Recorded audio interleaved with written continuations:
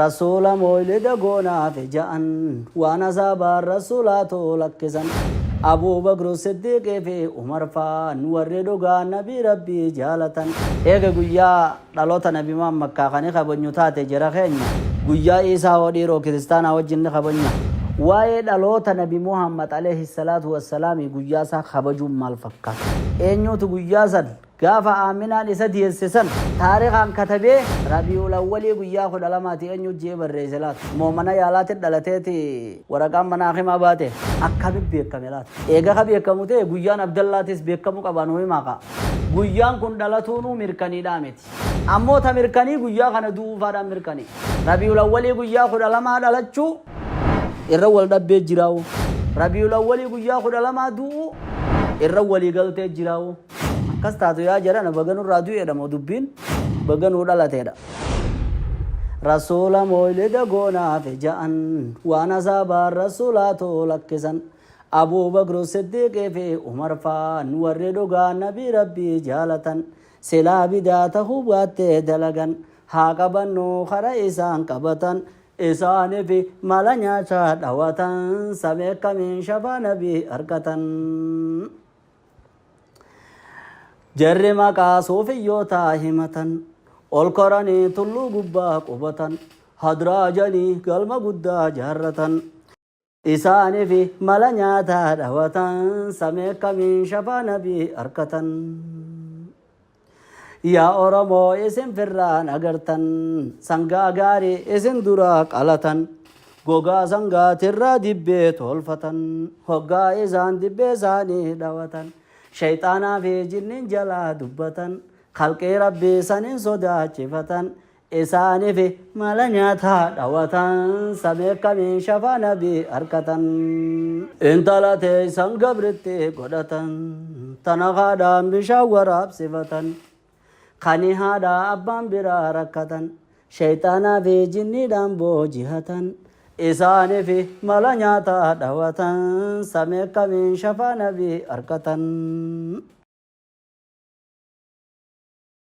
بسم الله الرحمن الرحيم الحمد لله والصلاة والسلام على رسول الله صلى الله عليه وسلم السلام عليكم ورحمة الله وبركاته أرانتنا ونين دفين وهي أيانا دلوتا نبي محمد عليه الصلاة والسلام وهي دلوتا ساتي وهي أيانا قياسا خنا خبجوداتي وانت كدورة ولنبتشو قبنو نما إسلاماته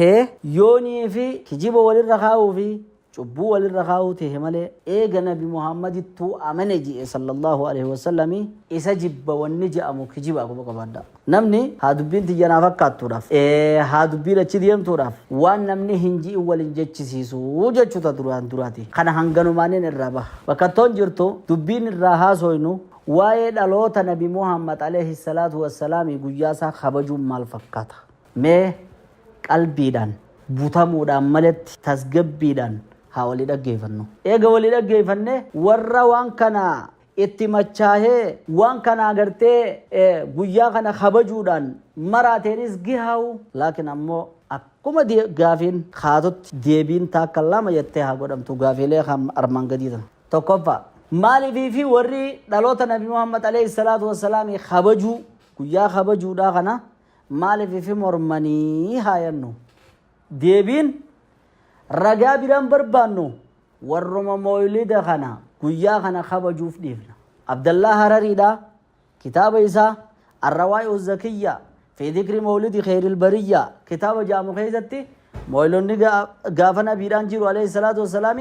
amad 700 booda dhufe jecha isaatiitu mirkaneesse isa durallee himame innilleen himee jechuu qiyyu irra caalaa ragaadhaa kan abbaan firra ragaa be wa shahida shahidun min ahliha abbaan firra ragaa be warri guyyaa kana kabajuu mormu waan kanaatiitu amata 700 booda behee fi morminee siin jedhanii taakka irraa baane kana lammaffaa gaafii biraatiin qabaawwan gaafiin hin qabu warri arraan tana guyyaa kana ani moyluda je'ee guyyaa kana hin kabaju je'u kuni yoonii fi warra nabii jibbu katahu taate warri amad 700 duraa sanoo warra nabii jibbee duuba Abaa Bakri faa Umar faa Usmaan faa Aliyyi faa quruunul mufaddalaa irra caalaan ummataa hojii warra jaarraa kiyyaati eegasii warratti yaanu achii booda ummata hashara tokko dhufa jee nabiin sallallahu alaihi wasallam qarnii sadii caaltuun sadii bira kuteeti sadeen akkasii idaatee dhibba jahatee dhibba torbaffaa irratti argame warri arraan tana hin goone guyyoonii fi kanabii hin jaalanne ta'e mee aglumaan haasoo yaa jira keen laal aglumaan dubbiin akka nama wali qabanii maayikii qabatanii guyyaa nabiin jaalate kana janii jaahilli hundi sooshaal miidiyaa irratti as bahee akkuma dubbiin fakkaattuuf akka nama gartee xiqqoo malee haasawama kana keessattuu sanamni kun tasgabbii irra jira moo safayyaadhamu akka adiyattutti haasawaan hin taatu dubbiin yoonii fi warri kun kan arrafamu ta'e warri arraan tana hin goone kun yoonii fi kan arrafamu ta'e warri ama 700 duraa sanoo akkami yoo taatellee barsilaa illee maal jechuudha sirriidha yoo haqiiqan laalle aboo warri arraan tana hin goone kunis warruma sanii wal fakkaatanii warra ama 700 duraa sangaa sanii wal fakkaatanii karaa imaamu maalikii karaa shaafiitii haa silaa bakka ja'aniitiitu isaan qabaa jechuudha gaafii biraatiin qaba nabiin keenya alayhi salaatu wassalaam kan dhalate jaarraa dukkana keessa dhalate jaahiliyyaa keessa dhalate ummanni arabaa yeroo sanitti hin kataban hin dubbisan ummiyyoota quraanaa jaa nabiin sallallahu alaihi wasallam ummatan katabne ummatan dubbifne keessa dhalate jaa katabuun dubbisu ifa islaamummaa isaa dhufeen inni eega dhalatee guddatee amata 40 booda ergame dhufeen jechuu laataan gaafiin hin qabu eenyutu guyyaa san gaafa aaminaan isa dhiyeessisan taarikaan katabee rabiul awwalii guyyaa 12 eenyu jee barreesse laata moo mana yaalaatti dhalateeti waraqaan manaaqimaa baate akkamitti beekame laata kottu eega ka beekamu ta'e guyyaan abdallaatis beekamu qaba nuyi maaqa guyyaa abbaasaa guyyaan aaminaa guyyaa kam dhalatte nuyi maa guyyaa abibakri guyyaa umar guyyaa usmaan guyyaa aliyyi warra zabana jaahiliyyaa keessa dhalate osoo islaamummaan hin dhufin dhalate kana mee warra san nuu hima nuti habeenu abolu guyyaa kana dhalate ilmaan sahaabaa qofa beena maaliif duruu ifinni islaamummaa dhufee aduun islaamummaa baatee ummanni kataba ummanni dubbisa abolu hijiraarraa mana dhalate abolu gaafas dhalate jedhaniiti himama nabii keenya immoo sallallahu alaihi wasallam guyyaa isniinaatiin dhaladhe hadiisa sahihaan nuu hime jechuudha laakiin rabiul awwal guyyaa 12 hajau kitaabni seenaa wal dhabaa kitaabni seenaa ji'a keessa wal dhaba ji'an inni keessa dhalate ammaas deebi'ee maal keessa wal dhaba guyyaa keessa wal dhaba kan ramadaana dhalate jedhu jira kan rajaba dhalate jedhu jira kan sha'abaana dhalate jedhu jira kan rabiul awwal dhalate jedhu jira kan rabiul saani dhalate jedhu jira namuu shalaggumaanii eega bara arbaa ka dhalatu taate barrisan baatii hanganaa ta'uun ooltu jechuudhaan jaame warri rabiul awwal jees ka guyyaa tokkoffaati jedhu jira kan sadaffaadha jedhu jira kan shanaffaadha jedhu jira kan saddeettaffaadha jedhu jira kan saylaffaadha jedhu jira kan 10 jedhu jira kan 11 jedhu jira kan 12 jedhu jira al-amru mukhtalaf keessa wal dhaban sababni keessa wal dhabaniif namni gaafa yeroo dhalatu mucaan kun booda nabiidha ta'uu deemaa jechuu beekee aboo booda seenaadhaan nu gaafataa taariika nu barreessaa jeen jiru bar kasi wanne hubachuu qabnu jechuu yoo aqliidhaan gallaalle guyyaan kun dhalatuun mirkaniidhaa miti ammoo ta mirkanii guyyaa kana duufaadhaan mirkanii gaafa egaa duruu islaamummaan dhuftee ummanni waa katabaami sahaabonni kunoo ifa islaamummaa keessa jiraniimi rabiul awwalii guyyaa 12 du'ee jeniiti ittifaaqaan himan jechuu rabiul awwalii guyyaa 12 dhalachuu irra wal dhabbee jiraawu rabiul awwalii guyyaa 12 du'u irra walii galtee jiraawu akkas taatu yaa jedhan baganuu irraa du'eedha moo dubbiin baganuu dhalateedha tana gaafii isiniifin kan nu barbaati kana qofaa miti mas gaafii biraatiin qaba nuti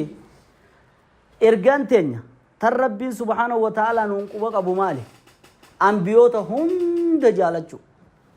laa nufarriqu bayna ahadin min rusulihi ergamoota tokko addan baaf isa ana awla nnaasi bibni maryam anaatiitu isa ilma maryamitti kanaana jee nabiin sallallahu alaihi wasallam warra nasaaraadhaa kanna isaadhatti amanne jehu kana anaatu irratti aanaa jee nabiin alayhi salaatu wassalaami kasiimi eega guyyaa dhaloota nabi Muhammad makkaa kanii kabajnu taate jara keenya anbiyaa hundi wal fakkeessina guyyaa Isaa hoo dhiiroo kiristaanaa wajjin ni kabajna. Guyyaa dhaloota Nabii Isaadha. Mee gaafii tana naa deebisa. Isaa qofaa miti gaa. Guyyaa Muusaadha hoo. Bar Madiinaa dhufeen nabiin keenya sallallahu alaihi wasallam Yahudaadha soomantu arge. Maaliif soomantan jennaan guyyaan kun guyyaadha Rabbiin Banuu Israa'elii fi Muusaa nagaya baasee bishaan baarirraa baasennaan maal jeen? Anaatiitu Muusaa isinirra jaalachuun haqa jeeti guyyaa Ashuraadha akkasitti isaan guyyaa hornaffaa soomananiimi saylaffaallee an ittiin idaa je'ee soomanaan hunje. Kasimi saniif guyyaa Muusaan dhalate hoo maaliif dhiiftarree eega guyyaan dhalootaa kabajaa qabaate. Guyyaa Isaan dhalate hoo moo isintu miraasa adda baase. Jarri kiristaanaa gaa nuti immoo Isaadha keenya Muhammad keenyaa miti janii nuti hoo Isaan keenyaa miti jenne hin jenne. أركان إيمان أخيزتي آمنت بالله وملائكته وكتبه قوة نبر ورسوله جنو بر ورسوله أنا إرجموت هم دتي أمنني مالي في قيان إيسا داو خبجمو دبي قيان موسى داو يوتك كاتمي في الرئيس نمان كلام درباسا دا أنبيوت ديد بيشانان ومقرآن أخيزت دبتا بسن مولود نوحيز أسباسا خان صالحيز أسباسا خشعيب أسباسا خان أولو العزم هند أسباسا خا إبراهيم إسكا التحيات أخيزتو اللهم صل على محمد وعلى ال محمد جنة كما صليت على ابراهيم انك كسب ولك ابسيفنا ابو الانبياء ابا انبيوتاتي الرجالان نما خن ابراهيم تي امنودان ابراهيم جل ديمو ابو مسلم جيمره كسيبر سنيفو غيا ابراهيم اسنو فدادا ايغا غيان دالوتا خن كبجمو تاته غيا خنا نو فدادان اسنين جچو برباتي اكما اغلي دتوها سوينابين ديما بيخا deebii waan kana ammoo irra cahuudhaan malatti deebii takka takkatti walii goonee viidiyoo akkanaatiin ummataaf adda baasuu keessaniin barbaada duuba. Xumura irratti sadhiiroo iiddi yookiin guyyaan ayyaana amantii. Amantiin kitaabaa fi quraanaa fi hadiisaa mirkanooyti malee yaadaan hin taatu. Yaadaan ifiin ayyaaneeffachuun hin taatu jechuudha. مالف قد أبدلكم الله جير ربي ور مدينات قيا غن ربي نسني يجيره قيا إذا أدحى قيا عيدا فطرينا خنت ربي نسني يجيره جي إذا ربي نما قد ملئ علمنا ما قدته شوف ودوني في ومسيناك أبو هند أبيان هيفنه قيا النبي محمد عليه الصلاة والسلام يدلت قيا سينا قبيس الليتو قيا إني أرقمي الرسينا قبيسا قيا أرقمي اسكا أكم مولد النبي النور رسول النبي راس جاتي كويا قرآن إقران الرب يزكى أيانه فداره كويا إرجمي قفامتي كويا ده إذا جيسو داف كافرتون مكة والجهني ربي سبحانه وتعالى كويا سلا أجيسن سن إسان جد دوران بازه هجرة بيخلو بونسا بازه سنيس كويا جبارا كويا هجرة ديس دوبني أيانه فنا سانقفا guyyaa da kaafirtoonni lafarraa dhabamsiifna muslimaa fi nabiidhaas janii sallallahu alaihi wasallam madiinaadhaatti itti dhaquu barbaadanii lolli badrii ta'e kan rabbiin dirmachuu malaayikaa kum tokko bi alfin minal malaayikati murdifiin malaayikaallee gad ajajisan guyyaa lola badrii yoomal furqaan kajaame guyyaan sanooni ayyaaneeffama laata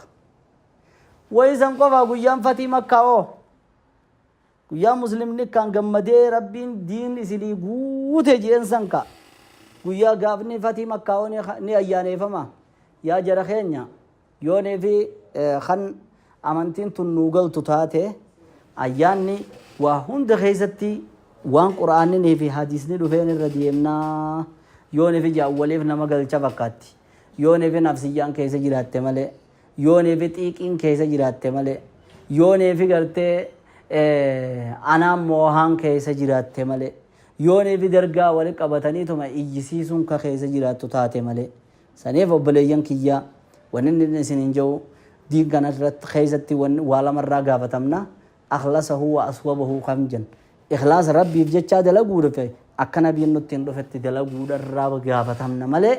kunis achumaani di'ee kunis asumaani di'ee yoonii fi taate اليوم أكملت لكم دينكم دين سني قوت ربي جيسنتو الرودة تاتي أكن جي إمام مالك إمام دار الهجران نمني بدعة كفدية بدعة أنا الدين كيس بدعة غاري جرجي فقد زعم أن محمدا صلى الله عليه وسلم خان الرسالة muhammad ergaa cinaat ni hambise anaatutti guuta ji'e nabiitu keenyaa'u xiqqeessee ji'e ummanni kun nabii jaalachuu osoo hin tahin bilisaani haalihim wa in lam yakun bilisaani maqaalihim yoonii fi afaaniin illee jechuu baatan hojiidhaan waan sahaabaan hin beekin irra beena waan inni hin beekin irra beena tataabiyyoonni hin beekin irra beena yeroodha ja'an ifeefuu amantii xiqqeessuudha jiranii bifa tanaan hubadhaadhaan isiniin jechuu barbaade insha Allah waa'ee mawluda amata hundarraa dubbatamaa yeroo hundarraa dubbatamaa waan ajandaan siiraa kana social media kanarra oree isaanis gattaa'utti hin jirreefin hanga kanaa'u dubbannee fuulduraaf insha Allah baroomsi waa'ee aqiidaadhaa waa'ee sunnaadhaa itti fufa isiniin jecha jajjabaadhaa bakka jirtanitti warra sunnaarra jiraatee sunnaarra duuka sunnaarra kaafamu nu haa godhu وصلى الله وسلم على نبينا محمد والسلام عليكم ورحمة الله وبركاته